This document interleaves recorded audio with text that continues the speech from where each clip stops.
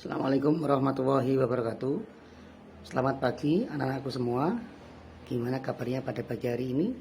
Mudah-mudahan selalu dalam keadaan baik-baik saja, gitu ya.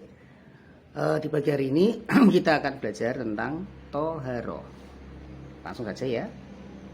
Kita akan belajar tentang 5 pokok bahasan. Yang pertama, pengertian toharo, bersuci, hadas, wudhu, dan tayamum.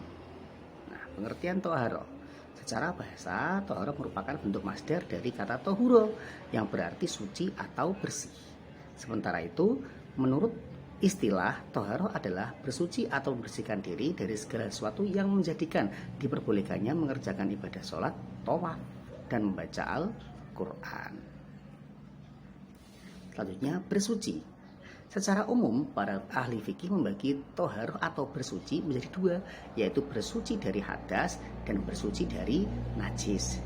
Jika dilihat dari sifatnya, bersuci dibedakan menjadi 2, yaitu bersuci yang bersifat lahiriah dan bersuci yang bersifat batiniyah. Lahir itu apa? Lahiriah itu yang bersifat kasat mata, berarti bersih badannya, ya, suci badannya. Terus yang bersifat batiniyah itu apa? Berarti suci pikirannya, gitu ya. Yang selanjutnya, hadas. Hadas adalah suatu kondisi di mana seseorang dalam keadaan tidak suci menurut ketentuan syara. Hadas dibagi menjadi 2, yakni hadas kecil dan hadas besar. Nah, kemudian hadas kecil. Hadas kecil adalah hadas yang cara menghilangkannya dengan berwudu atau bertayamum. Contohnya apa? Hadas kecil tersebut. Nah, keluar sesuatu dari dubur. Kalau jika dilihat dari itunya berarti keluar sesuatu dari 2 lubang, bisa dari dubur, bisa dari kubul, gitu ya. Yang B, hilang akal. Yang C, bersentuhan kulit antara laki-laki dan perempuan yang bukan muhrim. Yang selanjutnya, menyentuh kemaluan dengan telapak tangan. Nah, berarti jika melakukan 4 hal tadi, kalian menjadi atau mendapatkan hadas kecil. Maka sebelum mengerjakan sholat atau ibadah harus berwudu atau bertayamum. Yang kedua, hadas besar. Hadas besar adalah hadas yang cara menghilangkannya dengan mandi wajib atau bertayamum jika tidak ada air. Nah, sebab-sebab hadas besar. Yang A, berhubungan suami istri. Yang B, keluar mani, baik disebabkan melalui mimpi atau yang lain. Yang C, meninggal dunia. Yang D, datang bulan atau haid atau nifas bagi perempuan. Nah, dari keempat sebab ini, jika pengen suci, pengen bersih, itu harus melaksanakan mandi wajib atau bertayamum jika tidak ada air. Yang selanjutnya adalah najis. Secara bahasa, najis merupakan bentuk fa'il dari kata najasa yang berarti kotor. Sementara menurut istilah, najis adalah sesuatu yang dianggap kotor oleh syara. Adapun yang termasuk najis disepakati oleh Imam Madhab 4, yaitu Imam Syafi'i, Imam Ahmad, Imam Hambal, Imam Abu Hanifah, dan Imam Malik. Nah, ini contoh-contohnya, ya. Ada 1-8 ya, ada tinja, madi, darah binatang yang bagian tubuhnya terpotong, air kencing, bangkai binatang, muntah, dan lain-lain. Nah, selanjutnya macam-macam najis. Yang A, najis mukhafafah, adalah najis yang ringan. Contohnya apa? Air kencing bayi, ya, yang belum makan, yang hanya dia hanya meminum air susu ibunya. Cara mensucikannya bagaimana? Cukup memercikkan air pada benda yang terkena najis tersebut. Yang B, najis mutawasitoh, merupakan najis yang tergolong sedang atau tengah-tengah. Seperti apa? Darah, nanah, muntah, bangkai, minuman yang memabukkan. Di sini najis mutawasitoh ada 2, yaitu najis ainiyah dan najis hukmiyah. Najis ainiyah adalah najis yang kelihatan wujudnya.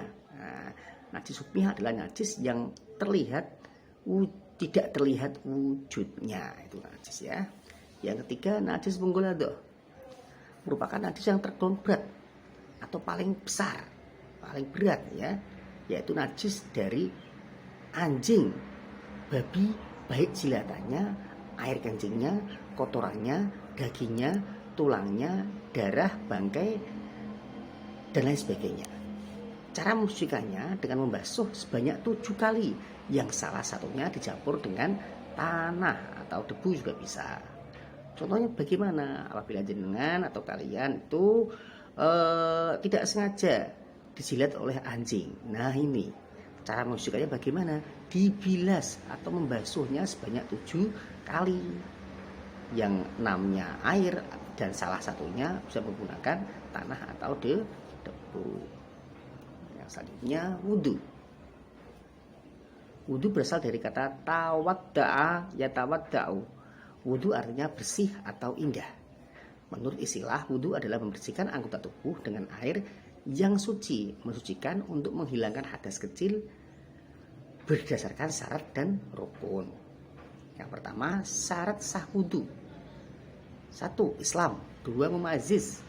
3. Menggunakan air yang suci dan mensucikan. Yang keempat, tidak dalam keadaan berhadas besar. Dan yang kelima, tidak ada yang menghalangi sampainya air pada anggota tubuh yang dibasuh seperti cat, getah, dan sebagainya. Jadi contohnya jika jenengan habis mengecat, nempel di kulit, tidak dibersihkan, kok jenengan berwudu, itu airnya tidak masuk sampai masuk langsung ke dalam kulit, itu tidak sah. Nah, rukun wudu. Rukun wudu adalah bagian dari wudu yang menjadi tiang penyangga utama. Rukun itu harus dikerjakan secara runtut. Yang pertama apa? Niat. Yang kedua membasuh muka. Yang ketiga membasuh kedua tangan sampai ke siku. Yang keempat mengusap sebagian kepala. Yang kelima membasuh kedua kaki sampai mata kaki. Yang keenam ini tertib, harus urut ya, runtut.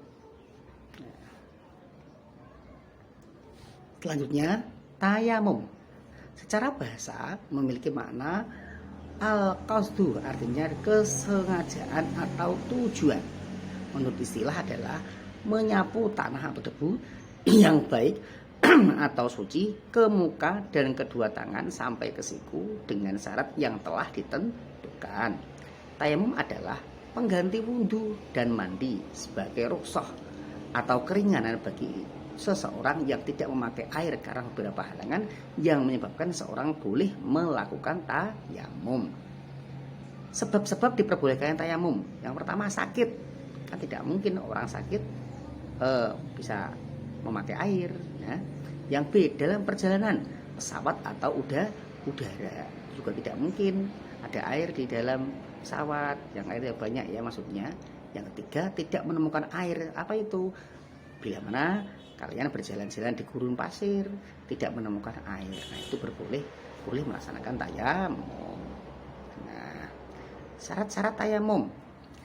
Yang A, ada halangan hingga boleh tayamum, misalnya sakit. B, sudah masuk waktu sholat. Yang C, sudah diusahakan mencari air dan benar-benar tidak ada. Nah ini ya yang penting ya. Yang keempat, atau yang D, menggunakan debu atau tanah yang suci. Jadi tidak sembarangan debu, tidak sembarangan tanah. Yang E, menghilangkan najis sebelum melakukan tayamum. Rukun tayamum. A, niat. B, menyapu muka dengan debu. C, menyapu kedua tangan sampai siku dengan debu. Yang D, tertib atau berurutan. Nah, yang keempat, sunah tayamum. Yang A, membaca basmalah. B, mengembus atau meniup debu dari telapak tangan agar debu yang menempel tipis. Yang C, mendahulukan anggota badan yang kanan daripada yang kiri. Yang D, membaca doa setelah tayamum sama seperti doa setelah wudhu. Yang kelima, hal-hal yang membatalkan tayamum. Yang A, hal-hal yang membatalkan wudhu membatalkan tayamum juga. Kentut contoh ya, itu juga membatalkan tayamum. Yang B, ada air sebelum mulai sholat bagi yang tayamum karena tidak ada air. Contohnya apa? Oh, perjalanan jauh di gurun pasir tidak ada air, kalian bertayamum. Ya, terus setelah berjalan beberapa waktu lagi kok menemukan air. Nah, itu berarti tayamumnya batal, harus mengerjakan wudhu. Yang terakhir, yang ketiga, murtad atau keluar dari agama Islam. Nah, ini ada beberapa tugas dari Pak Guru untuk kalian. Silahkan dikerjakan ya. Yang pertama, apa itu toharoh? Yang kedua, apa yang dimaksud hadas? Yang ketiga, jelaskan perbedaan hadas kecil dan hadas besar. Yang keempat, apa yang dimaksud najis? Yang kelima, sebutkan macam-macam najis. Kerjakan dengan baik ya. Cukup dari Pak Guru. Sebelumnya kurang lebihnya mohon maaf. Mudah-mudahan besok bisa ketemu lagi dalam keadaan yang sama-sama baiknya. Mohon maaf karena suara Pak Guru agak sedikit serak ya. Tutup dengan baca alhamdulillah bersama-sama. Alhamdulillahirabbil alamin. Assalamualaikum warahmatullahi wabarakatuh.